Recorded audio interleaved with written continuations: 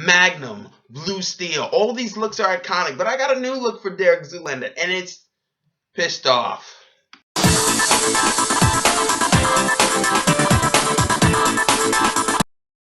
What is up, ladies and gentlemen? YouTube, that's right. I'm Chris Smith. Today I'm going to be talking about Zoolander 2. Why? Because I can. Okay, so let's get this thing started. Basic plot, if you didn't know, was pretty much about Derek Zoolander and Hansen. They kind of get together after being kind of, out of the game a bit, and then you realize that somebody's killing off the world's most beautiful people. Penelope Cruz kind of recruits them to kind of help this situation out, and that's pretty much the thing. Now, I was actually not really looking forward to this movie per se, because I did really enjoy the first one, and then trailers kind of got on, in my mindset, and then I kind of really started to, pick some interest with this movie. Now, did this movie live up to hype? I'll tell you right here, right now. Now, I'm going to quote Ben Stiller real quickly. Stay with me. Ben Stiller said he doesn't really watch comedies, and after watching this movie, I gotta admit, it shows. Because this movie's not very funny, and it's not funny really at all. The movie kind of takes a dip probably about the first 30, 40 minutes of the movie, and sadly, then you got about an hour of sorts left.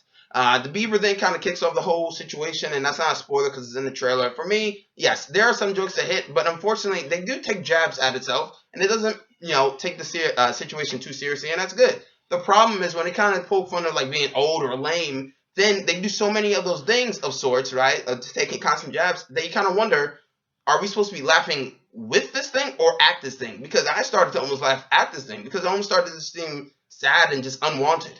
Ben Stiller said he did this thing out of passion. He really wanted this thing to keep going, and it doesn't really show on screen. It feels like more just like a very bland and dull thing to the point where Ben Stiller doesn't even seem really that interested in it. Now, like I said, the trailer looked at funny. The movie is not as funny as you may think.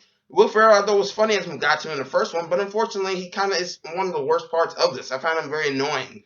Like I said, although he's fun in the first. Kristen Wiig, she's weird looking, but her and Will Ferrell, and they are good-ish in the movie, what they're doing. Penelope Cruz is very attractive, but that's about really it. You have cameos, obviously, as you pretty much know. It's the same basic formula. Some comedy sequels follow two formulas. Either they wait about 15 years and they kind of stick with the same formula, or whatever it is, or they pretty much just do a cash grab right after. But this one falls in the category of just doing the 15-year wait or whatever it may be. And yeah, now for me personally, did I enjoy Zoolander 2? Not really. It was slightly disappointing because it just wasn't funny. They make jokes about kind of like today's society and the way the world is pretty much. And I guess that kind of hits depending on who you are. But for me, these comedies, movies these days, they're not really funny. And that's the sad thing about it.